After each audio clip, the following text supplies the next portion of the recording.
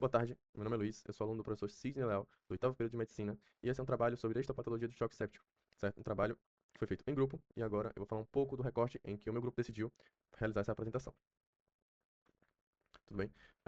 Então, o recorte escolhido foi qual a relação da duração da hipotensão antes do início da antibiótico terapia efetiva como um determinante crítico para a sobrevivência do paciente crítico no choque séptico. E aqui nós temos que o tempo é vida. Então, aqui já temos uma pequena ideia do que se trata. A gente vai relacionar o início precoce dos antibióticos, ou não, ou início tardio, na resposta do paciente ao choque séptico na unidade de tratamento intensivo, certo? E aqui nós temos a hora de ouro que a gente fala no trauma, que tem o ABCDE, no IAM, que a gente tem que fazer a reperfusão miocárdica, e temos o choque séptico. O choque séptico, a hora de ouro, será o início da terapia antimicrobiana.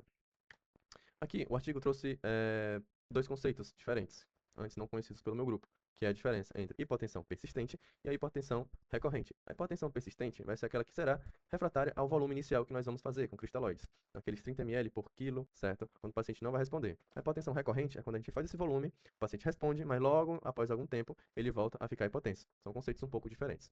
Além disso, o artigo trouxe que a hipotensão que é resolvida com o cristalóide, 2 litros, não é considerado critério para sepse, para choque séptico, perdão. Ok. E aqui ele trouxe o atraso. Como que o atraso na antibiótico terapia se relacionou com a resposta da sobrevida do paciente? E aqui ele trouxe que 79,9% dos pacientes que receberam as doses corretas dos antibióticos na primeira hora, eles tiveram uma resposta e sobreviveram, certo? 79% de sobrevida. Por outro lado, ele trouxe que houve uma queda média de 7,6% na sobrevida a cada hora de atraso nas primeiras 6 horas. Então, sempre que a gente atrasa uma hora na administração do antibiótico no paciente com choque séptico, ele perde a chance de sobrevida em 7,6%. Não obstante, também temos que atrasos extremos, atrasos acima de 36 horas, ou seja, um dia e meio, teve uma mortalidade, um odds ratio de 92,5%. Então, praticamente, pouquíssimos pacientes sobreviveram ao choque séptico após esse grande atraso de 36 horas. Então, aqui ele traz um gráfico, né? Aproximadamente a chance de sobrevida a cada hora do nosso paciente. Então, na primeira hora, 79, na segunda, 70, na terceira hora vai reduzindo, então 63,1 e assim por diante, certo? Até chegar às 12 horas, posteriormente às 36 horas, que a chance de sobrevida vai ser muito mínima, certo? E nesse estudo, observou-se que a maior parte dos dos patógenos foram os gram-negativas, bactérias gram-negativas, certo? E principalmente a Escherichia coli. Por outro lado, também temos os gram-positivos e os primeiros foram os Staphylococcus aureus. Não foi colocado aqui no slide, porém, em segundo lugar estão o Streptococcus pneumonia.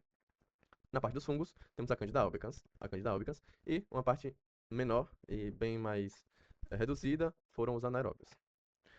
No estudo, ele foi observado cerca de 2.700 pacientes em 10 hospitais diferentes no Canadá e nos Estados Unidos e foram em unidade de tratamento intensivo, certo? O objetivo do trabalho foi justamente medir a sobrevida a partir do tempo zero, que foi o início da hipotensão do paciente, até a primeira dose administrada do antibiótico. Mesmo apesar da gente ter esses estudos e ter essa noção da importância do antibiótico na sobrevida do paciente no choque séptico, apenas 50% dos pacientes receberam a terapia indicada nas primeiras 6 horas. Então, metade disso ultrapassou as 6 horas, certo? E aqui nós temos o bundle, né? A cesta de medidas que nós temos que fazer para o choque séptico. Primeiro, dosar o lactato. A gente sabe que um lactato maior que 2 já entra nos critérios de choque séptico. Coletar a hemocultura, administrar o antibiótico para o paciente, fazer a ressuscitação volêmica com 3 ml por quilo de cristalóides e depois avaliar se haverá necessidade ou não de uso de drogas vasoativas. Nesse caso, a droga vasoativa mais indicada inicialmente é a norepinefrina. Em segundo lugar, também, para grandes doses escalonadas de drogas vasoativas, nós podemos fazer nora